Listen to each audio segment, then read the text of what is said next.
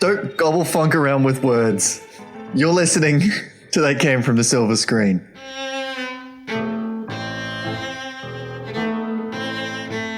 Each week, myself, Josh Tregenza, and my co-host, Damien Danaher, pick a film to watch, discuss it, the questions, plots, and themes surrounding it. Damien, how are we this evening? I am sick as a goddamn dog, mate. How are you? Not as sick, but, you know, feeling good. Feeling good, I guess. Like I'm funky fresh, as always. Feeling fine. That's unsettling. Yeah. I'm as congested as a schwabble goop. And all of that. I'm schurbled in my schnozzle wazzer. My father is like British and all of that, so he'd still do, like he doesn't have the accent or anything anymore, but he still does throw around like Englishisms, like off like Austin Powers and all that. Yeah. And it's like, so it's hard to pass out. I was like, is this actually like an Englishism that like, you know, is happening in this film, or is it like legitimately just nonsense words? See, I haven't read the novel in a long ass time, so I actually gave up trying to work out what was actually a colloquialism and what was endemic to the novel itself, and actually just went along for the ride. I think that's one of its like the book and the film's most endearing qualities is the fact that it does have these outlandish words and imagery, and of course the film that we're talking about is the BFG, directed by Steven Spielberg, working for Disney. Strange, isn't it? That was really strange. Like I was off the bat, I was like, I didn't comprehend the fact that this is a Spielberg Disney film. I was like, this doesn't sit right. Surely that would have been like DreamWorks if he was going to make it. That's his. Exactly. Wouldn't you just stick within your own house? But no, I guess not. I mean, like, who am I to like interrogate the intricacies of distribution markets and the negotiations that go between them? But yeah, no, I agree. It was very strange to see him helming a Disney movie. I don't think I'd ever thought I'd see that. Like the closest I thought we would get would be like a Lucas Indiana Jones film.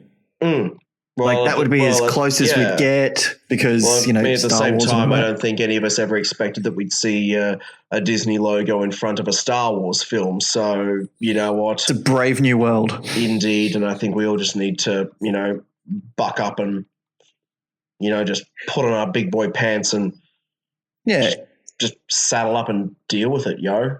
That was a whole lot of idioms in a row. Oh yeah, well, that was our generation's The New Deal. I think it's the codeine talking, to be honest. Oh, blessed. So yeah, I'm blessed. He needs to be in more things. Why was he not in a movie about giants? I mean, I'm just going to put that out there right now.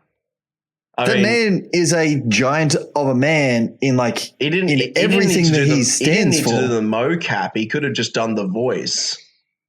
Yeah.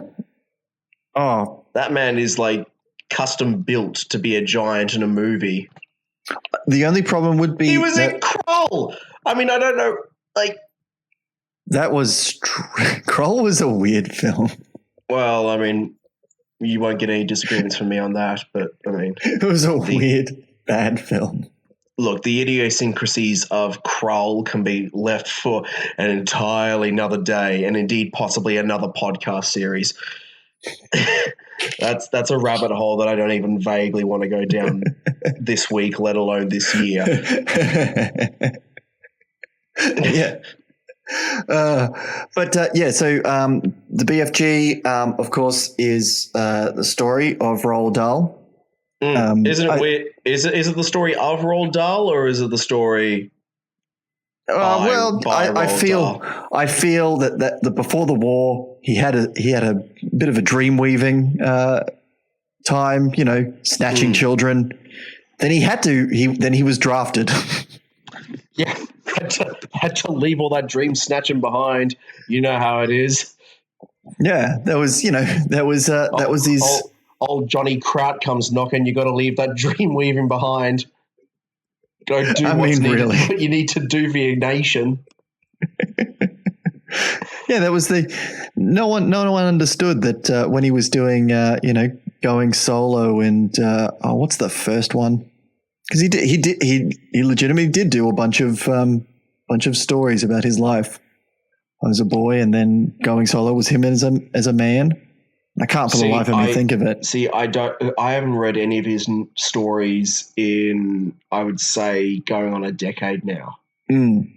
So I'm curious to see, what the audience for this movie would have actually been. Was it for people like us who read his stories growing up and then nostalgia seizes upon you and you go and see the movie and get thrilled by the interpretation of the story that you know, or were they actually just assuming that no one of the child demographic would actually know what the story was, and they were just trying to. That's the strange thing about it, because this movie starts off and it's dark as fuck. It doesn't it's still it's pretty dark the whole way through, probably about until the dream tree bit. Well, it starts getting okay with it. The premise of it is it's old school Disney. Yeah, you look at most of the old Disney, there was look at most of the older Disney movies. A lot of people die in those old animated films. Well, they die in it, but there's always that sense of levity towards the main character's life, where it's she's an orphan with insomnia. It's and then she sees they kind of hit the ground running, because usually a Spielberg film has a main character with parental issues or familial issues, and usually it's a single parent to mirror Spielberg's own life. That most of his movies, especially in the 80s, were a dysfunctional family or a family where a parent had left or something like that. And even in War of the Worlds in 2005, you saw that it was again the splintered family, but he went right for the fields, just fuck it, you don't get any parents in this one. Cut out the middleman, which obviously at the same time is the source material. The source material. So it's not like he went in and said, this Roald Dahl, he always has these brutal appraisals of childhood and tales of magic where nothing good ever happens. Yeah. He's not being on the nose enough. So you know what? Orphan. Yeah. Done. Page one, orphan. Roald Dahl is the logical step of Dickens. Of just make worst case scenario, let's put fantastical things in it. See, Dahl was always an interesting author, because by all accounts, he from things that I've read in the past and interviews or whatever, anyone who talked to him, apparently he was an asshole. Oh yeah, well he was up there with Ian Fleming on assholeness. That's why they swapped. They did another book for the other. Yeah, which at the same time is why I kind of can understand why children loved his stories so much. It was because he was an adult that had the utmost disdain for adults. Yeah. And that carried through into his stories, where the children were always the heroes and they were always smart. The adults were morons and grotesque and, the villains in every way, shape and form. And so at the same time, his stories were, they didn't shy away from the grisly stuff. And so I think that's why he is still around in terms of being respected by younger audiences, children, etc., is because people, kids read those stories and they intrinsically understand that he is not condescending to them. and he was one of the few children's authors that didn't condescend to his base audience. Yeah. Well, I still have. So, by the way, for any of the listeners who were scratching their heads of what the prequel to Going Solo was about Roald Dahl as a boy, it literally was called Boy. Helpful. Makes sense. Yeah. Not to be misconstrued with Danny, the champion of the world, which that was a good book as well, and that was pretty steeped in reality. Single parent. Was a single parent and pheasant hunting and all of that. Yeah. But yeah, like I read a bunch of Roald Dahl stuff, Revolting Rhymes, Fantastic Mr. Fox, James the Giant Peach, and then all of them got picked up as films and all of that. I'm pretty sure even Danny was picked up as a film back in the early 90s. So, but then there was and of course, Charlie and the Chocolate Factory and all of that. Probably his most famous book. I'd say so, and I mean, I certainly would hold that the Gene Wilder adaptation is the definitive. Oh, absolutely, yeah, definitive version. But even except this movie, no substitutes. Yeah, exactly. I mean, but even this movie has been adapted once before into an animated film back in 1989. Yeah, which I vaguely recall. But I suppose in terms of live action, in the past, certain shortcuts were made. I mean, in James and the Giant Peach, they went into the kind of the stop motion animation for the more fantastical elements of the movie, and then reverted to realism for the final bits, kind of to bookend the film, as it were. And The Witches, which is another one which I remember had Angelica Houston and everything like that. Again, that was a long-ass time ago, but I can't remember exactly how they animated The Witches, but I'm sure there was some trickery involved. I think they were just waiting for the ability, and I sort of treat this movie in the same way that like James Cameron basically laid in wait to put Avatar on the screen. Like he knew what he wanted to do, but he knew he couldn't do it yet. And I think that's basically the same token with this movie, that having now seen it, I can't imagine it being done any other way and with any other actor except Mark Rylance. Yes. Oh, okay. So the two main characters are fantastic in this film. Like they hold it. Well, most of the film has either of them in shot, and they're fantastic. I can't. So, I need to pull up all of my notes now. Well, I mean, it was Ruby Barnhill who Ruby played Barnhill, Sophie, and she's done nothing else except this movie. Which is how she's fantastic. She exudes such force on screen, and it is amazing what she was able to do. The only way I can possibly justify it is the sheer fact that she had no experience meant that she brought this naivety that fed perfectly into the child character that she was required to play. That's the only way I can possibly justify it. Or she's just naturally amazing. Yeah, and she was incredibly charismatic on screen. Exactly. And it was just beautiful. And it was a movie that I haven't seen a movie like this in a while, where I actually haven't been able to work out how they would have filmed it. Because how do you mean by that? Because I mean in the sense that in every, you look at movies like Lord of the Rings or The Hobbit or things like that, where someone's a human and someone's a hobbit or a dwarf or something like that. And so you do a fixed perspective shoot where, you'll shoot with shorter actors, or like in The Hobbit, you'll shoot with the people who are meant to be short in one scene, and then you'll shoot with the people that are meant to be tall in another scene, and you'll basically just layer the two takes over together. But in scenes where it required, like, a giant or something like that, or a troll, those were always very small scenes and they weren't very long.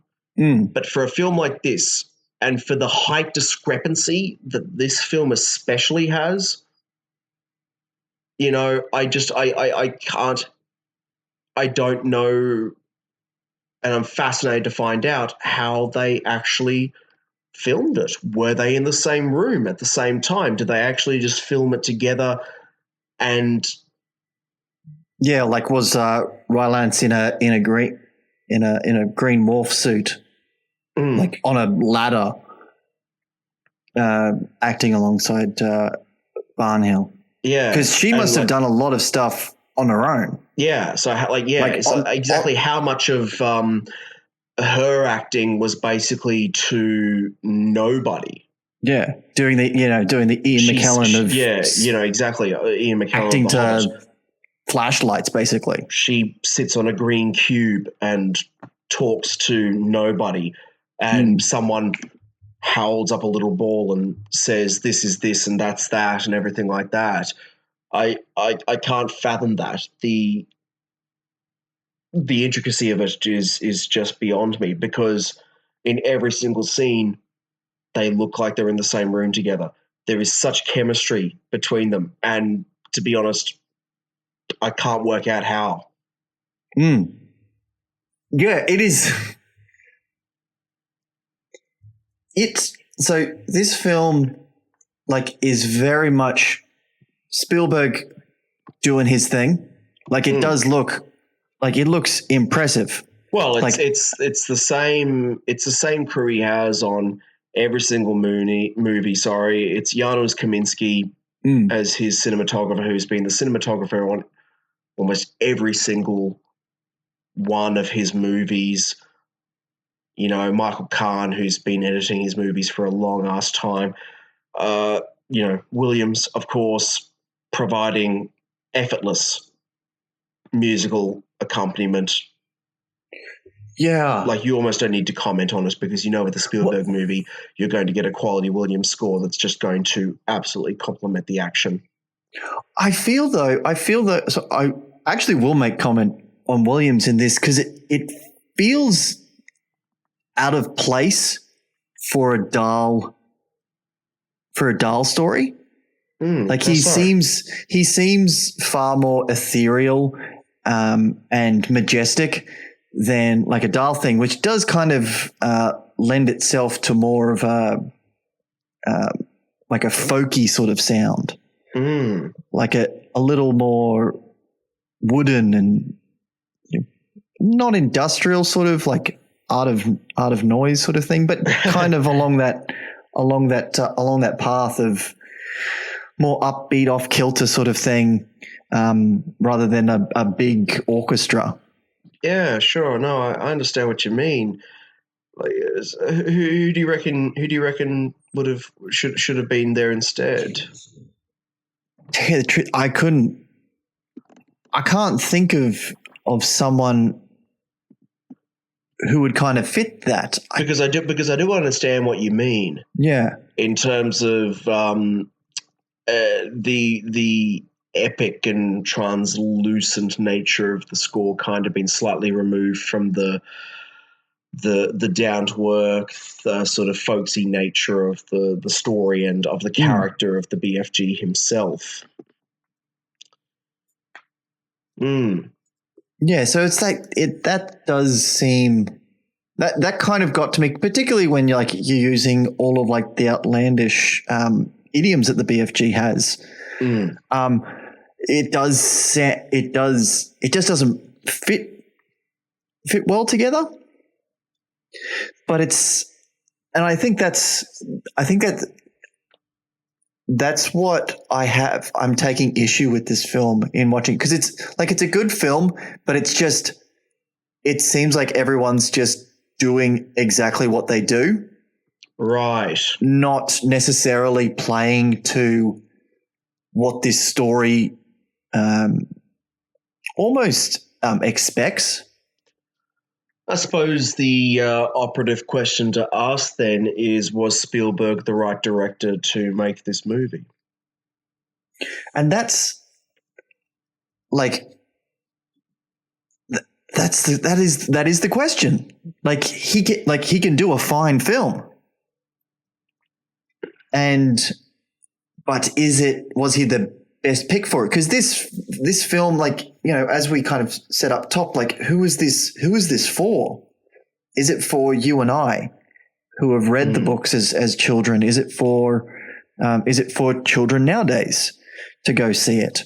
Or is it for the parents who will drag their kids along to it, during the summer? Like, and if that's the case, is it just a filler film? Like a good filler film, but is it just a filler film? And that's what I'm kind of like grappling with, because it's just I don't know. See, I don't know if I have an answer for that question, to be honest. And it is it's a kind of question that I guess we could pose to a lot of the films coming out lately, for adults and children alike. You see Finding Dory. Yeah. A sequel for a film that was released 13 years ago. So, your primary audience for a movie of this kind wasn't alive when the first one came out, or was so young that they have no memory of it anyway. Well, yeah, my sister had actually just been born when Finding Nemo came out. We got it on DVD, and she just watched it again and again and again because she liked, the pretty fish and all of that in it. Because children like that also have the memories of fish. So it's like, in the cognitive periods, like they like what they like and they'll watch it again and again and again and again and again. I think we I may have seen that film like 100 times in passing of just playing it again, because it's like the familiar thing. So it's like, but even then it's like, that's so far from her development now of where she is in her life now. And then the subject matter of Finding Dory isn't for the light of heart either. No. I think it would be, it's even like, now I haven't seen Finding Dory, but from everything I've heard about it, it seems to grapple with far more adult subject matter than what Pixar usually grapples with. I guess Toy Story 3 was pretty heavy in its themes. Well, especially with their Inferno moment near the end there. Yeah. Yes. Yeah. It wasn't hard to get more hardcore than everyone linking hands and getting ready to jump into a fucking volcano. Yeah, there wasn't a dry eye in the cinema for that moment. No, but I just because at the cinema where until very recently I worked, without fail, most of the people that were buying tickets for the Finding Dory movie were people my age. Couples or people just on their own who were my age and who had seen it when they were, 12 or 13 and had loved it. Yeah. And, wanted the payoff, wanted the catharsis of it all. It's like Independence Day, Resurgence. Is that really a sort of like a big summer blockbuster to draw in? I mean, look, I assume on some level they want to try and draw in a brand new audience, not least because the ending is a shameless setup for a third part. we all wanted it. When we saw the first film, we thought, hey, you know what this needs? More Randy Quaid in sequels. Yeah. But then he went loco. But 20 years down the track, yeah, that's what kind of market coverage are you looking at here? Exactly, like who is this movie appealing to? Yeah, I mean, it appeals to me, but but purely as a nostalgia factor thing, that I loved the first movie and I'm really keen to see what the follow up is. So so let's say you're 18 years old. You were not born when the first movie came out. Yeah, what reason do you have to see it? Like, would you have seen it as is Independence Day then a film that an older brother or a father watches? That has to be it's something your family or some mate that's super keen on film has somehow shown you, or I mean, it can't be from the period where it just pops up on Netflix, because Netflix didn't fucking exist back then. So you had to actually go to the video store, see the picture, and decide, let's give that a go. And at very least, it's 10 years old by then. Yeah. By the time that you actually want to go and pick out movies. Mm. So bring it back to... So yeah, exactly. To BFG, BFG, I'm not entirely certain what the audience was for, because you have a very sort of serious negotiation of the nature of loneliness and a lack of parentage and a sense of belonging or lack thereof in the world. You have serious themes of doing what's right, infanticide and everything that goes with that. But then you also have scenes of the Queen farting so hard that she explodes a table. So, I mean, look, I get that was all in the book, but it's just... It's interesting. It's interesting to go, yeah, but who's this for? What's this? It is a good film. It hits all the marks of being a good film. Because I mean, I suppose, I saw this film with my mother, and she adored it. She thought it was an utterly charming and beautiful film. And to be perfectly frank, so did I. I was entirely won over by Rylance. Oh yeah, he's fantastic. And honestly, if he wasn't in the movie, I don't think it would have worked. I don't think it would have even... He does have that softness. He can look very hurt, and you want to empathize with him. It's certainly the first motion capture character since, basically Andy Serkis and Gollum, that I've actually felt like sympathizing with. Well, that's always, which really does play well to the BFG, because he always was that's his character in a nutshell in the books and all of that. He was, he was a very elongated, gangly, sympathetic creature with, big Dumbo ears, which they deflated for this film. Not entirely, but yeah, I suppose they I think they wanted to, play upon Rylance's appearance a bit more. Yeah, it's very much utilizing his looks. Which I wasn't adverse to, because then by that same token, it facilitated the emotional reality of the moment a lot greater, I think. Yeah. And it certainly some of the best work I've seen, because I mean, in every single motion capture character, the big veto moment is, do you believe the eyes? Mm. And this movie, I actually did. I think that helps because of the size of him. Mm. That does play a big part in it. Yeah, exactly.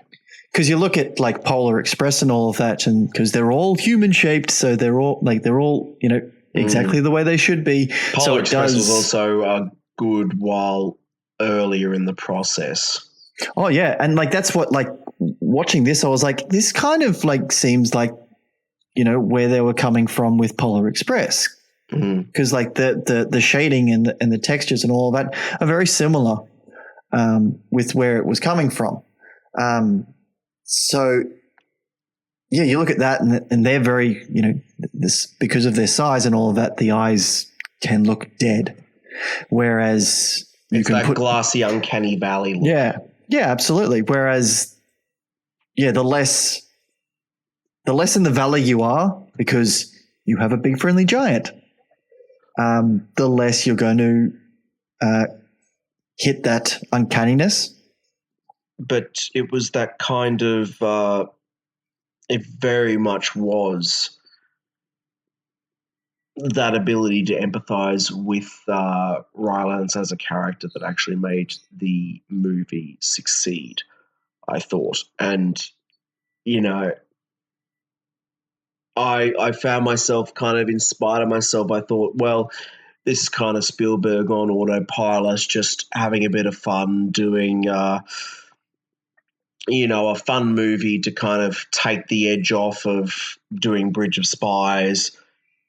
He brought his mate Mark Rylance along to have a bit of fun instead of doing. Well, he won an award for an Academy Award for Bridge of Spies, didn't he? He got the Oscar, and I mean, Rylance is a famously difficult actor to get to be in movies, despite the fact that he's one of the single most celebrated British actors of all time. And it seems that now he's suddenly finally gotten his taste for it, because he was in Bridge of Spies, he was in BFG, he is in Spielberg's next film, Ready Player One. And he's doing that. Yeah. Well, that gives you. And he's also that'll be interesting. Going to be in Nolan's Dunkirk movie. So cool. So now I think he's now suddenly, I don't know, he seems to be finding some enjoyment in the performing in films. Either that, or they went to every actor's weakness and they offered him a lot of money. Hey, it's who are we to disagree with that? I am certainly not one of them. I guess yeah. With it kind of reminds me of Scorsese's. What was it, Hugo? Yeah, exactly. Yeah, this was the kid film that just doing for. It seems like enjoyment of just being able to spend time. Yeah, although to be fair, I feel like Hugo was Scorsese experimenting with a style of filming that he had never done before. And at the end of the day, Hugo was also mainly about one of Scorsese's primary loves and obsessions in life, which is the preservation of film and film history. Yeah. Whereas BFG was kind of everything that movie was, Spielberg had kind of already cut his teeth on with Tintin. Yeah.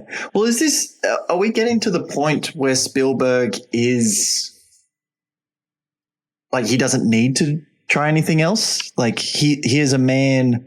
Look, I think most people would who has had his 10 years, if we're going to take back from The Wind Rises. He's had his 10 years and he knows what he's doing, and he's just going through it how he wishes. I mean, in a certain sense, I'd probably agree with you. Yeah. To be perfectly honest, because I mean, like, is this really a man that actually has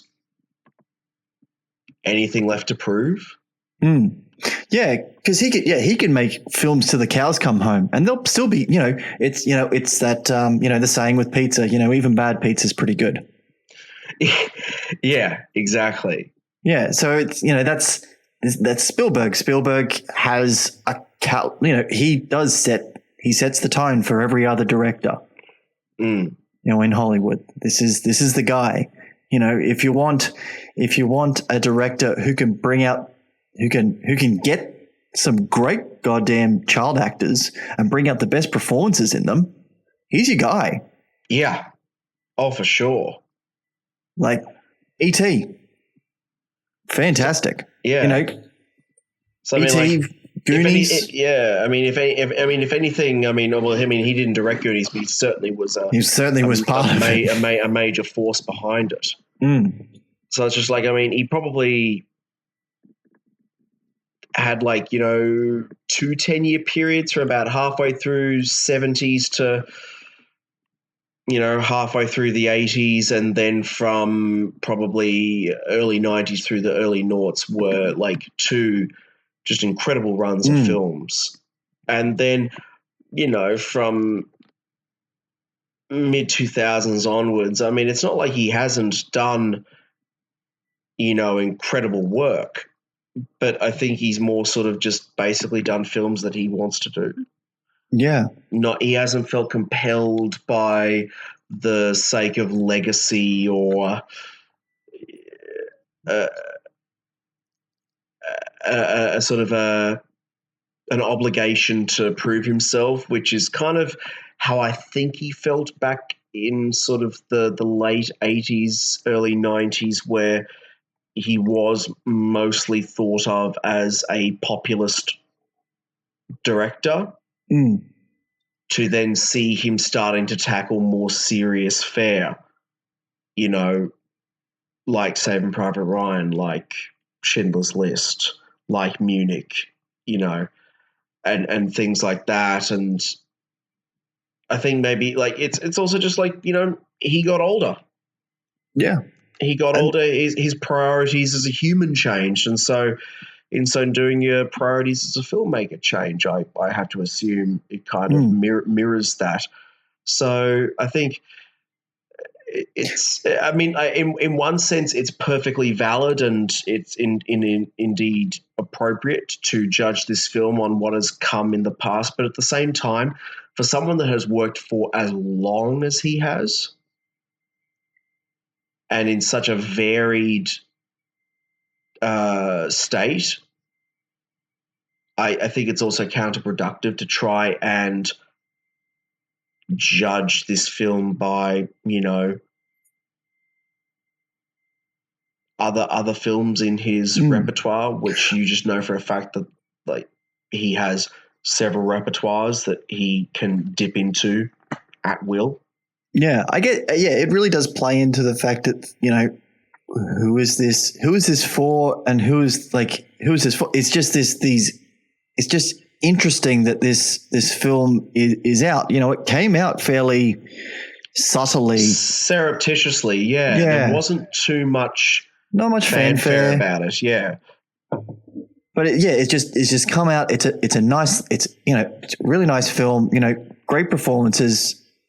Really by everyone. I can't see too big a issue with anyone's performances in it. No, everyone's just doing great. Damn good work. Really, really spectacular work. Barnhill is fantastic. Rylance, fantastic. I want to see. I want to see more of Barnhill. I want to see. This is her first foray into film. I want to see how she develops further. With Spielberg in her corner, I'm sure there'll be a certain amount of shepherding, a certain amount of advice that I think if we do see her in future films, they'll be ones that are carefully chosen and considered. I don't think we're going to see her just jump on the bandwagon of being in a Spielberg film and taking the next credit that comes her way. She'll be counselled better than that. Which let's hope there's not a Firestarter reboot. A what now? a Firestarter remake. Drew Barrymore, Firestarter. Oh God.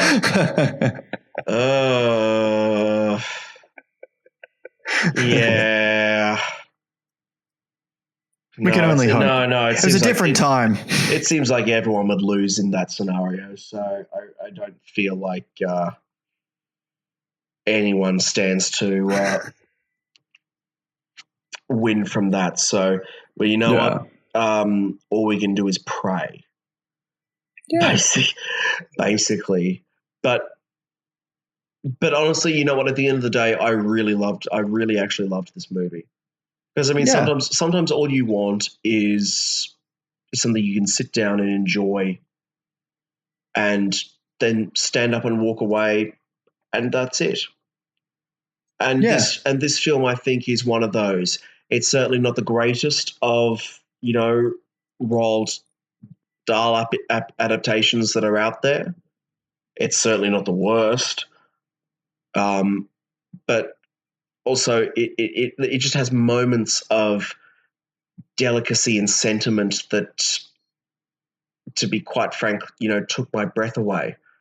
Moments where Rylance made you forget that he was a figure of ones and zeros, where you actually believed, partially due to the quality of the effects, but mostly due to the performance, that this is just a man that was there and was feeling conflicted and afraid and alone and old beyond time, but also childish. And that final shot of her shouting out to him, "Good morning," and the look of sheer joy on his face as the film closed.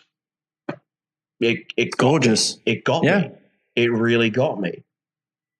Yeah, this is a film. I stopped looking at it as I have to review this movie. I was just there as a spectator, and it was joyous, that final moment. And so, I mean, it's kind of hard. Like, do you judge a movie on something holistic, or do you judge it? Because I'm not sure. Because again, at the same time, like, part of me is like, do I judge it as a critic, or do I judge it as the viewer, or should those two personae be intertwined? Because if I judge it on that final scene and my reaction to it, I loved it, and it's one of the best films I've seen this year. But is that adequate? Yeah, is what this film was enough for what we're wanting? Like, when we're walking into it, like, and is that something? So, you've gone at it very much as very much as a viewer, as an enjoyer of films and all of that. Whereas, I think I wanted more. I feel like I wanted more of the wackiness that Dahl brings to his writing, where and more of the playfulness in not in the performances, because they were perfectly playful, but in the other aspects of the film itself. I think in the framing, it was let slightly down, because I don't think Spielberg necessarily is a man that knows how to shoot comedy. Yeah, and Dahl is inherently comedic. Yeah, in terms of verbal comedy, I mean, Spielberg can show something. If it's a visual gag or something like that, just then he's all right. But, and I know this sounds strange, but like, flatulence almost isn't a visual gag. It's something that needs to be set up, and the gag isn't the flatulence so much as the reactions to it. And I think, like, when he played that scene in Buckingham Palace, He showed it happening to everyone, but he didn't show anyone else's reaction to it happening. I think in so doing, he kind of scuttled the payoff a little bit. I think he showed it as a plot point. Yeah, like it was something that needed to happen, just because it was there and it needs to happen. But yeah, you're right, and it's like this is Dahl basically taking down royalty by like bringing it down to the lower stage, the lower audience. As opposed to keeping it up. Like if we're going Shakespearean, he's playing down. So that's inherently funny. Yeah. Knocking the queen down to our level. That is inherently funny. So yeah, that's interesting that it was just not played for that. It seems like the whole scene of the meal in the palace was basically brewing to that point, and then when he finally produces the bottle of his fizzy beverage that makes everyone basically annihilate themselves with farts, it didn't feel like the coda to the scene that it should have been.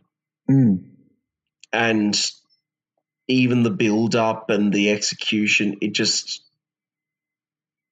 you knew it was going to happen, and then when it happened you found it funny. But I honestly feel like, and I couldn't name anyone, but possibly another director could have played that for the build up far more subtly and far better, so that when the explosion actually happened, you would actually have a bona fide laugh out loud moment. Well, I just don't think it's a style of humor that Spielberg is actually comfortable with. No. Potty humor. I just don't think that's his style. Well, I think he admires childlike wonder. But I don't know if he understands child humor. No. Yeah, I think he has a great admiration for the ideas of what children hold, but not what the realities are. I think he more sort of appreciates the moment where children act more adult than adults do. Yeah. That's kind of where he gets his kicks from. Which you could probably look back to his childhood, having to act more like an adult when he was a young boy. Exactly. I mean, the obvious parallel to draw from this movie and other films in his work is, of course, E.T., which is the other movie written by Melissa Matheson. Yeah. And she recently passed. Tragically passed, very shortly before the film was going to be released. And so you see a film like that, E.T., which is about creature from another world, a child's attempt to deal with those differing circumstances, and in so doing becoming more adult in the process, learning from the creature, but also teaching the creature messages and narratives of their own. So all those same sort of moments were there in E.T. as they were in BFG, but it's curious because E.T. is still the better movie. Well, I think that played more to the strengths of a director who knew how to do sci-fi a lot better than he does fantasy. Was that also a product of the fact that it was in the 80s? I think, yeah, well, that's probably got a lot to do with it too. So, yeah, a sign of the times. Like that, like if there's any period in history that Spielberg has nailed in terms of film, it's 80s American suburbia. So, and it's, he's taking on English fantasy. Yeah, which isn't like almost Dickensian English fantasy. Yeah. And I just wonder if, was he actually taking a chance with this film that we've neglected to mention purely because this is outside of his strengths, and he still was able to pull off a film that is on par with his other films? Yeah, I mean, doesn't exceed anything, but doesn't go below it. No, but that's the point. This is a good film. Yeah, it's a good movie, and I would suggest that anyone who wants to see something like that should absolutely go and watch it. But yeah, I mean, I kind of feel like is because the producers of the film, Kathleen Kennedy and Frank Marshall, had been trying to adapt this film since the early 1990s. I mean, Kathleen Kennedy, we of course now know, is the president of Lucasfilm under the Disney banner. But also this is a woman who has been a producing god since basically the 80s, where she produced E.T. and the Jurassic Park franchise and helped out with some of the latter day Indiana Joneses and the Star Wars and everything, So was there ever any doubt that they weren't going to ask Spielberg to direct that? Yeah. I kind of wonder, just pie in the sky moment here, if because they're mates and because they've already collaborated on one, novella to motion capture movie in Tintin, whether Jackson wouldn't have been a better fit as a director for this film. Yeah. Yeah, that would have been an interesting one. Purely just because think of the first Lord of the Rings. You look at Lord of the Rings, you understand the humor is, if not the same, it's at least in the same ballpark, and you kind of, I mean, Jackson, I mean, as the story got more heavy, the movies got more heavy, but when, stuff was lighthearted. Think of the party. The party at the start. Yeah, he knew how to film that kind of provincial English comedy. Yeah. I think it came a lot more naturally to him. And it just occurs to me that it would have been so easy for Spielberg to just pass the baton to him. Yeah, that's why I think, was Spielberg taking a chance with this, going, well, yeah, I could have done it with someone else, but how about I give this a shot? Because this doesn't play within his regular wheelhouse. Not quite. It's certainly the most sort of CG heavy movie he's ever done. But I'm actually just looking up, what was Jackson doing that he couldn't have done, this movie instead?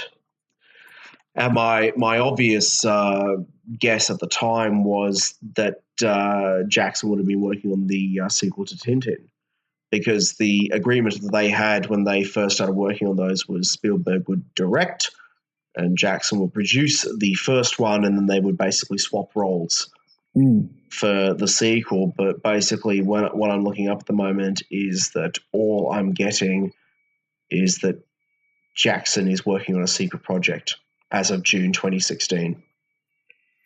That's an exciting prospect. So,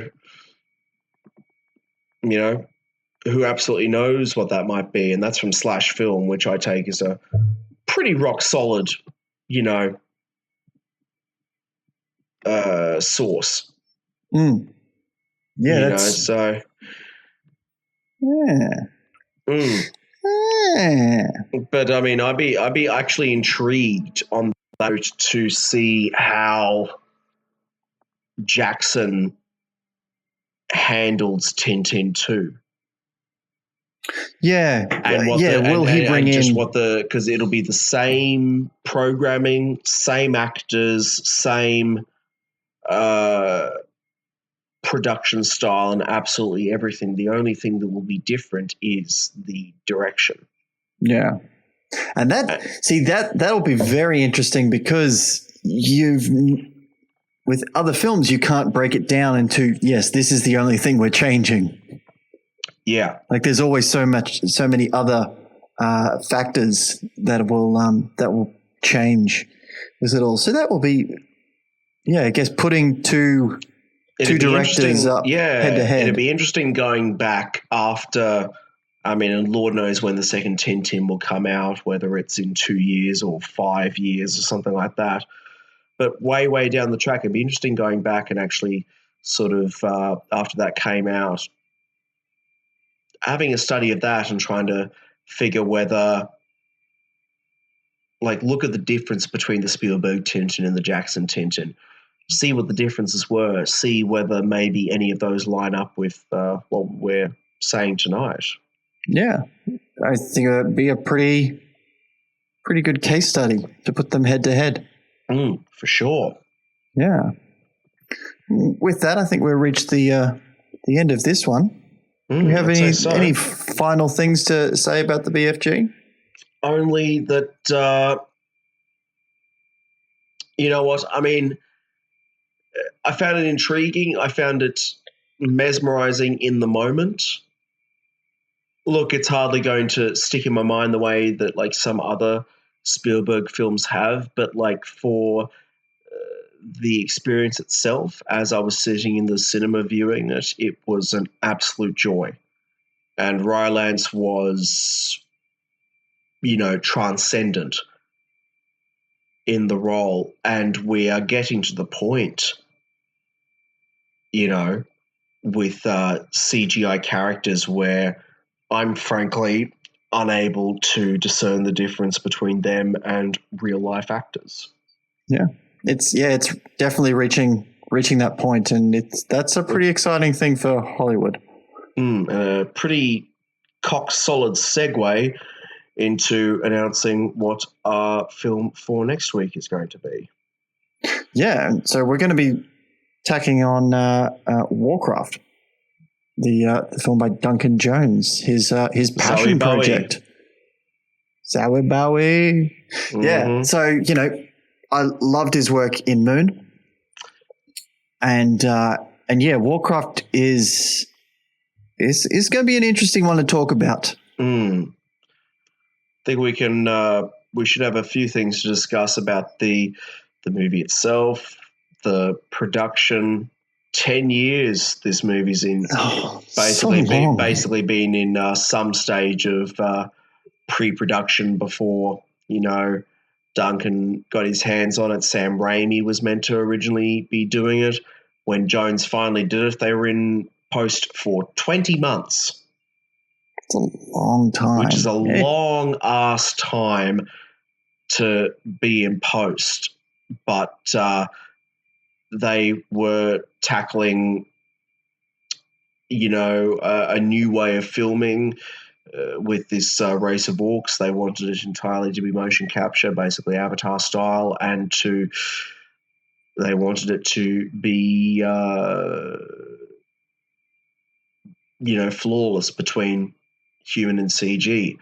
And I guess we'll find out exactly how close they came to succeeding in that next week. Yeah. Next week, there's a lot to talk about with that one. So also, it'll be good to video game adaptations haven't exactly been They don't have the best track record. They don't have the best track record, but I mean, we've got this one, which, budget is incredible. Pedigree, you would argue, is pretty damn good. And then you've also, got the promise of other movies in the future. You've got Ubisoft's adaptation of Assassin's Creed with Fassbender in the title role.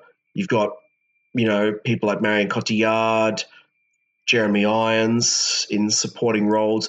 You've got Kurzel, who directed Fassbender in the Scottish play, the film adaptation of that, which was certainly one of the most beautiful and strange films that I ever saw last year. So you're seeing a certain shift on the video game film front towards a more professional viewpoint. You're seeing people of more serious pedigrees deciding to try and take them on. Yeah, and in far less of a just doing it for the paycheck sort of way, to actually want to do these things. Yes, well, I mean, with Duncan Jones, you definitely, got the whole thing that this is a guy that actually played WoW on the reg. Played WoW, the first 3 Warcrafts. Knew the lore back to front. Yeah. And, developing this was a passion project for him.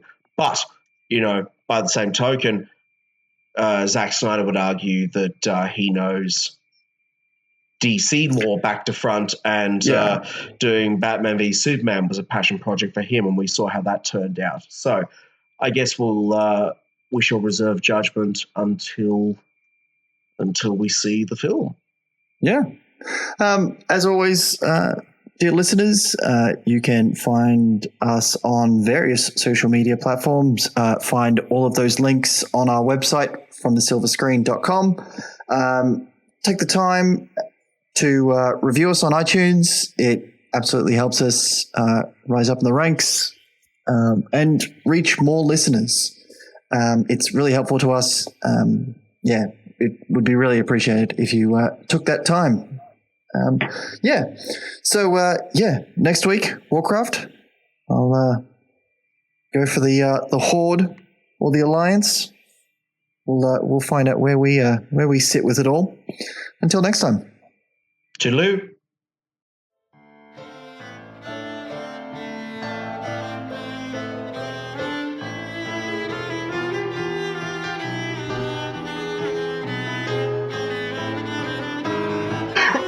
Man, congrats on reaching it to 10. I don't know whether you'll get through any more than that. What? It's 10 episodes already? Oh. Yeah, it's 10 episodes, man. 10? We got there. I didn't think we'd make it. Whole 10. Yes. I can't keep counting them on my damn fingers now. Gotta use my toes. Woo!